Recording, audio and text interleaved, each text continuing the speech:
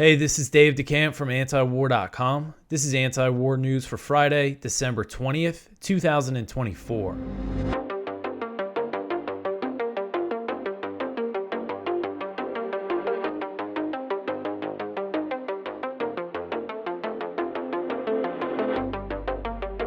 All right, the first story at the top of antiwar.com today, the U.S. prepared a rebel group for the offensive that ousted Assad. So the U.S. had foreknowledge of the offensive led by the Al-Qaeda-linked Hayat Tahrir al-Sham that ousted former Syrian President Bashar al-Assad, and the U.S. helped another rebel group join the fight. And this was reported by The Telegraph on Wednesday. The report said the U.S. notified the Revolutionary Commando Army, the RCA, which is a U.S.-funded militia based out of a U.S. base at Al-Tanf in southern Syria. The U.S. notified them to be ready for an attack that could lead to the end of Assad's rule. And again, this is before the offensive started. And this is Bashar al-Mashadana, who's an RCA commander. This is from him. He told The Telegraph, quote, "They did not tell us how it would happen. We were just told everything is about to change. This is your moment. Either Assad will fall or you will fall. But they did not say when or where. They just told us to be ready," end quote. So evidence that the U.S. knew this offensive led by this Al-Qaeda offshoot HTS was about to start. And in October, so a few months ago, 2 months ago, the U.S. brought several other militias that were described as Sunni Muslim militias under the command of the RCA, swelling the force from 800 fighters to about 3,000. All of the fighters are armed by the U.S., and the U.S. pays their salaries of $400 per month. And the U.S. also backs the Kurdish-led SDF in eastern Syria, but the RCA is a separate force. So when the HTS-led force began its offensive from Syria's northwest Idlib province and advanced south toward Damascus, the RCA headed north from the Al-Tanf garrison in southern Syria. According to The Telegraph, the U.S.-funded group now controls about 1/5 of Syria's territory. That is a significant chunk. And the SDF controls about 1/3 of Syria. So this is two U.S.-backed and funded and armed groups that control a very big portion of Syrian territory. So Mashadani, the commander, the RCA commander, he spoke to The Telegraph from a former Syrian government airbase that was used by Russia outside of the city of Palmyra. Mashadani said RCA and HTS were cooperating during the offensive and that the U.S. coordinated the communication between the two groups from Al-Tanf. So the U.S. was coordinating with HTS during this offensive. The U.S., of course, celebrated the overthrow of Assad and made clear that it's willing to work with HTS despite the fact that the group is an offshoot of Al-Qaeda and designated by the State Department as a foreign terrorist organization. The Telegraph report makes clear that the U.S. was aware of the planned HTS offensive.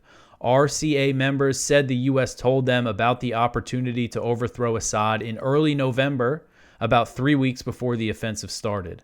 Mashadani said the U.S. wanted his group to capture territory to keep it out of the hands of ISIS, which RCA has helped the U.S. fight in the past. So this isn't really a surprise that the U.S. had this knowledge and that the U.S. was involved. This is kind of a whole nother element that I wasn't aware of. I was aware of this group that was based at Al-Tanf. Once in a while you would see them in the news, but I was not aware that they went on this offensive too and control all this territory. And again, this is a group entirely paid for and armed by the U.S. And this is from the guy, from one of the commanders. It's not like this is some anonymous sources.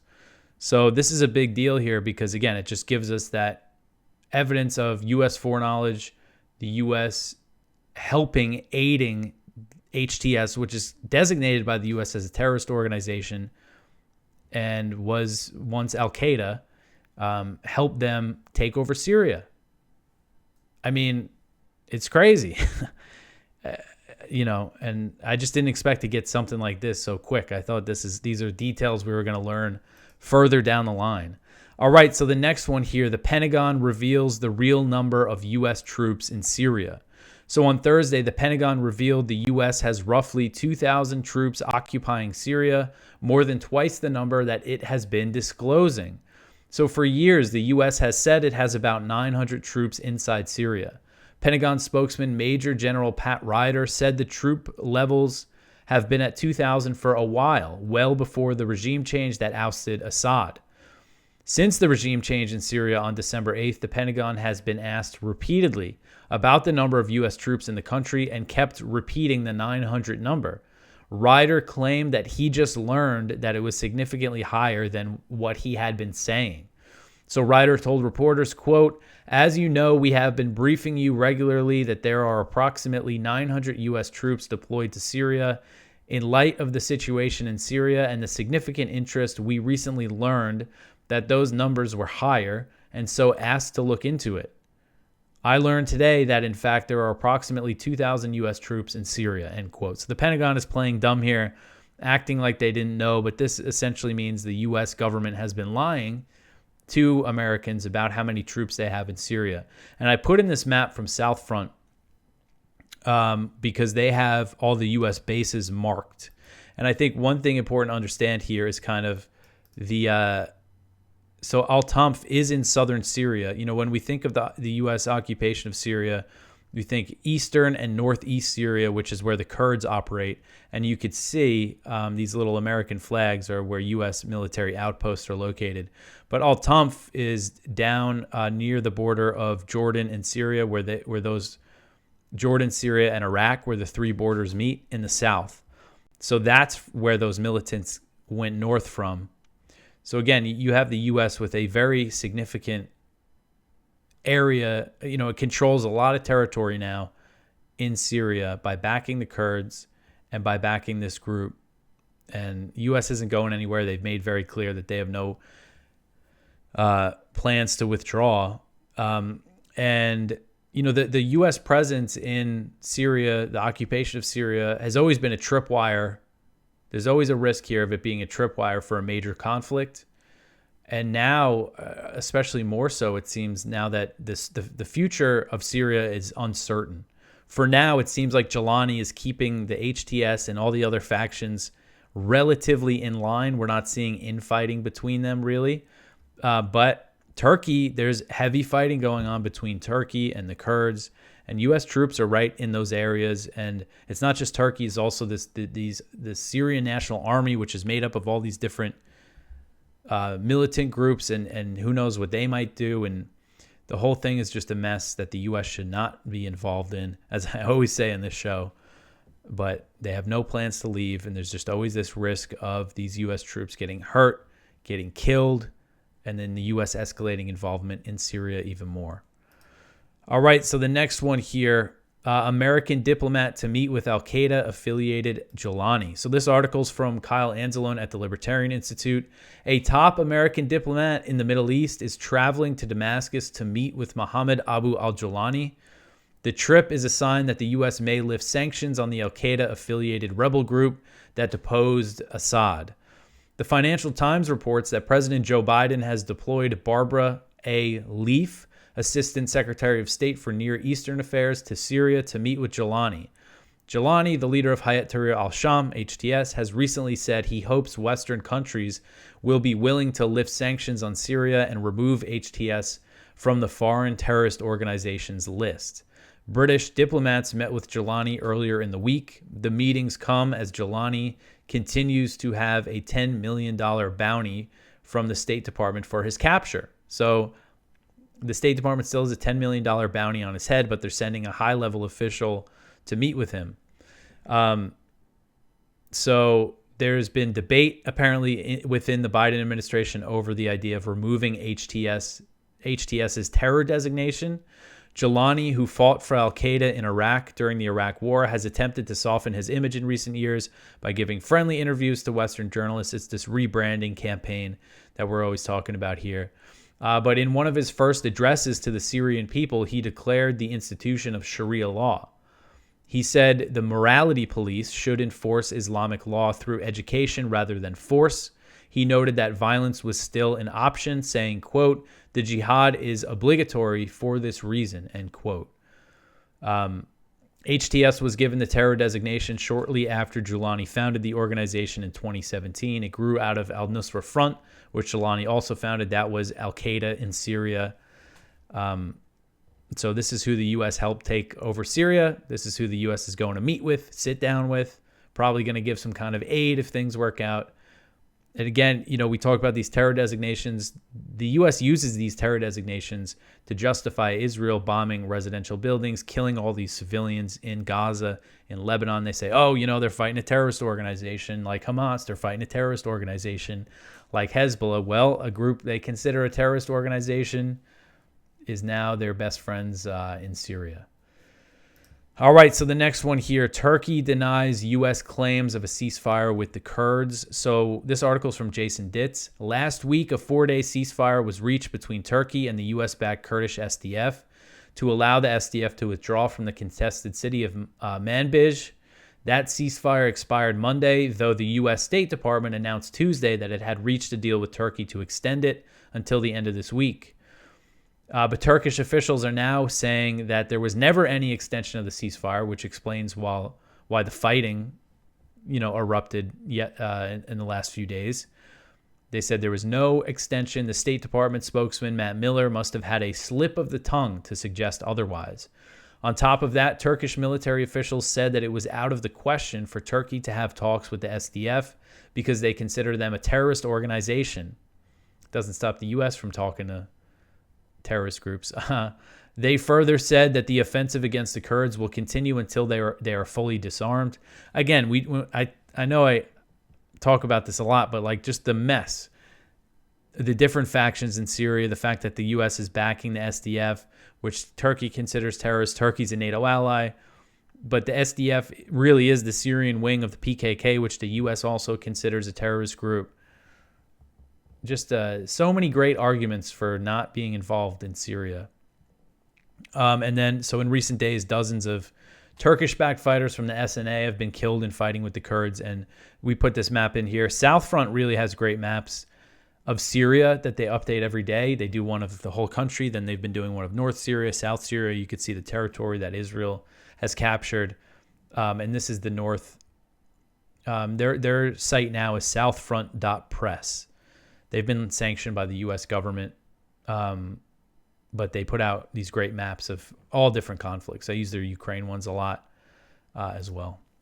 All right, so the next one here, Syrian villagers say that Israeli forces are banning them from their fields. So this article is from AP. Israeli forces have set up a position in an abandoned Syrian army base in the village of Mar Riyadh and prevented local farmers from accessing their fields, residents said Thursday. Associated Press journalists who visited the area saw the Israeli troops from a distance and watched a local resident waving a white flag approaching to speak with them.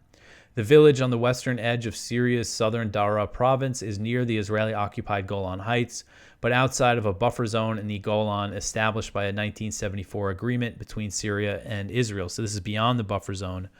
Abdel Rauf Issa, a resident of this village, said the Israeli military had penetrated about 1 kilometer into the village and is demanding that they hand over all their weapons. This villager said, quote, they prevented us from farming. They prevented us from moving. We call on the United Nations to remove the occupation as soon as possible, end quote. Kamel Salah Damara, a local official in the village, said, quote, thank God we were happy that HTS came, end quote, referring to Hayat Tahrir al-Sham. But then Israel came and it is preventing people from coming and going and moving. So this is the Israeli occupation of southern Syria that does not seem to be like it's going to end anytime soon. Netanyahu ordered troops to stay at least in the Mount Hermon location that they captured until the end of 2025. Not sure if that applies to these other villages. We'll see. I mean, again, it seems like they're determined to stay. All right, so the next one here. Israel is committing extermination and acts of genocide. So Human Rights Watch said in a report published on Thursday that Israel is committing the crime of extermination and acts of genocide by depriving the civilian population of Gaza of the necessary amount of water to survive. So this is all about the water supply. It's a very interesting report. It's a 179-page report that found, quote, Israeli authorities have intentionally deprived Palestinians in Gaza of access to safe water for drinking and sanitation needed for basic human survival. Israeli authorities and forces cut off and later restricted piped water to Gaza, rendered most of Gaza's water and sanitation infrastructure useless by cutting electricity and restricting fuel, deliberately destroyed and damaged water and sanitation infrastructure and water repair materials, and blocked the entry of critical water supplies, end quote. The report found that the restrictions on water have likely caused thousands of deaths, and these are deaths that are not included in the health ministry's death toll. The report says, quote, doctors and nurses told Human Rights Watch that they had seen numerous infants, children, and adults die from a combination of malnutrition, dehydration, and disease, end quote. HRW said it spoke with 66 Palestinians in Gaza who discussed the near impossibility of securing water for themselves and their families. One father displaced in Rafah told the organization in December 2023, quote, if we can't find drinkable water, we drink the seawater. It happened to me many times when I had to drink the seawater. You don't understand how much we are suffering, end quote. That was in December 2023. That was a whole year ago that they were drinking seawater. So you could be sure that people have died as a result of this.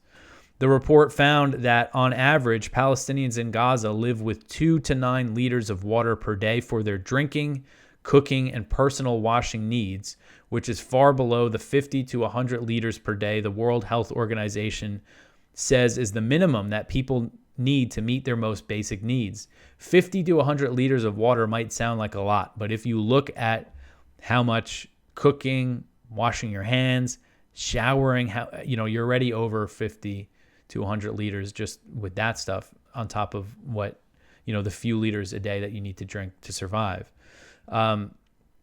So in protracted emergency situations, the WHO says a minimum of 15 liters of water per person per day for drinking and washing is needed. So that is, so again, 2 to 9 liters is the average that they've estimated. So the Human Rights Watch said Israeli authorities have, quote, deliberately inflicted conditions of life calculated to bring about the destruction of part of the population of Gaza. By doing so, Israeli officials are responsible for the crime against humanity of extermination and for acts of genocide. This pattern of conduct, coupled with statements suggesting that some Israeli officials wished to destroy Palestinians in Gaza, may amount to the crime of genocide, end quote. So they're saying they're committing acts of genocide, but that's different than saying they're committing, a full-blown genocide. But this report comes after Amnesty International released a 296-page report that concluded Israel is, in fact, committing genocide in Gaza. And again, this HRW report, this is just about the water supply. The Amnesty report is about, the military campaign, and on top of the aid restrictions on top of that. So the U.S. government, which is implicated, which is complicit in Israel's crimes due to the huge amount of military aid that it's provided, denied Amnesty's conclusion and said on Thursday that it disagreed with the Human Rights Watch report. State Department spokesman Vedant Patel told reporters, quote, when it comes to a determination of something like genocide, the legal standard is just incredibly high. And so the finding in this scenario, we just disagree with, end quote. And again,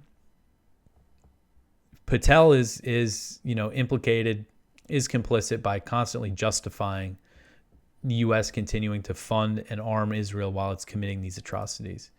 All right, so the next one here, Israeli strikes in Gaza kill 32 Palestinians over 24 hours.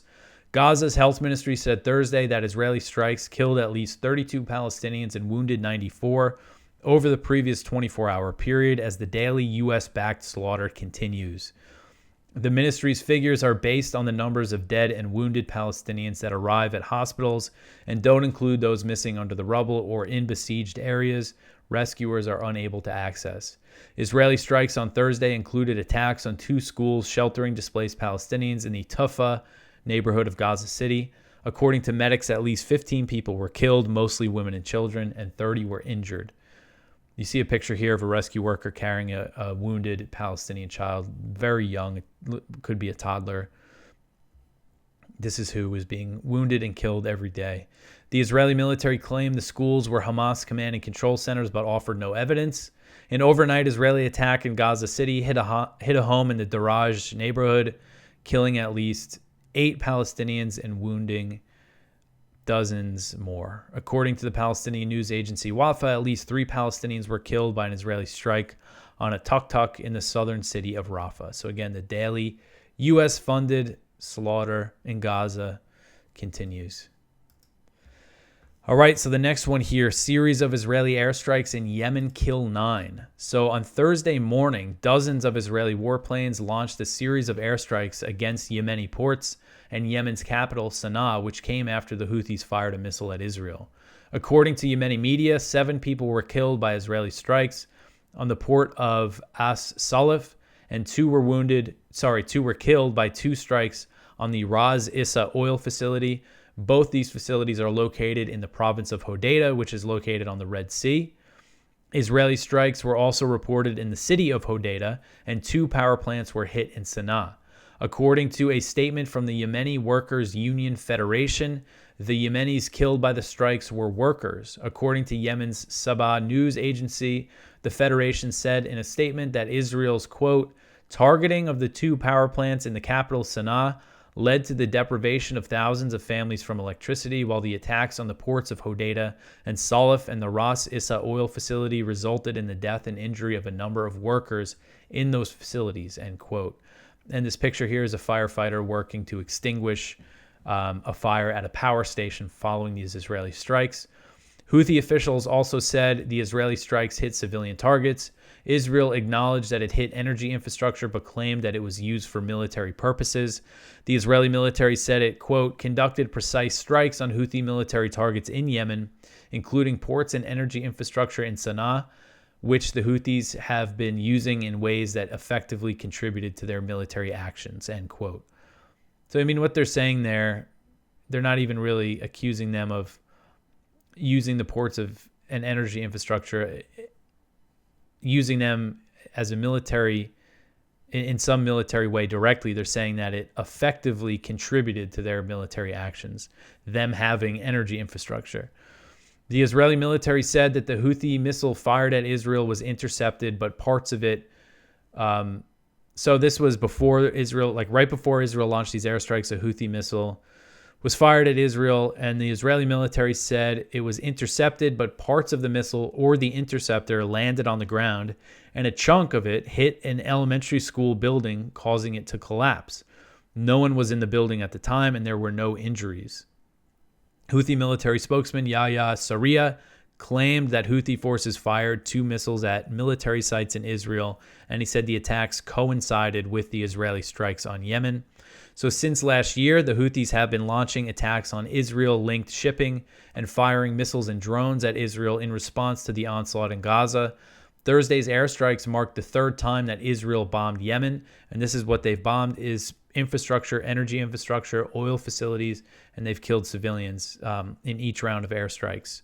So in January of this year, the U.S. began a new bombing campaign against the Houthis and launched hundreds of missile strikes on Yemen that have done nothing but escalate the situation. They began this bombing campaign in defense of Israeli shipping, no authorization from Congress, a completely illegal war. And the Houthis, who are officially known as Ansar Allah, they've welcomed this. They said that they were blessed to be in a direct confrontation with the U.S., and in response, they started targeting American shipping, and they've expanded their attacks on Israel. And anyone who knew anything about the Houthis knew that this would be the result, because from 2015 to 2022, the U.S. backed a brutal Saudi-UAE war against the Houthis in Yemen that involved a ground campaign, incredibly heavy airstrikes on civilian infrastructure, and a blockade. And all of that, in that time, the Houthis only became a more capable fighting force. If that didn't stop them, this limited bombing campaign wasn't going to do anything. It was exactly what they wanted. They were trying to provoke the U.S. to do something like this. They're making a name for themselves as the only Arabs really sticking up for the Palestinians. So anyway, and that's what Nasser Arabi, a Yemeni journalist I think he lives in the capital, Sana'a. Scott Horton interviews him a lot. And that's what he said before the U.S. started this bombing campaign, that it was clear the Houthis were trying to provoke a direct confrontation here with the U.S. So anyway. All right, so the last story here, Ukraine fires more British and American missiles into Russia. So Ukrainian forces fired 6 U.S.-provided Army tactical missile systems, the ATACMS, and 4 British Storm Shadow missiles into Russia's Rostov Oblast on Wednesday. And Moscow is vowing that it will respond. According to Russian media, the NATO-supported attack targeted a large chemical plant in Rostov. The Russian Defense Ministry said, quote, "These actions by the Kiev regime, supported by Western handlers, won't be left unanswered," end quote. The ministry said that all the ATACMS were shot down by Russian air defenses, and 3 out of 4 of the Storm Shadow missiles were intercepted. One of the missiles fell and caused damage on the grounds of the chemical plant.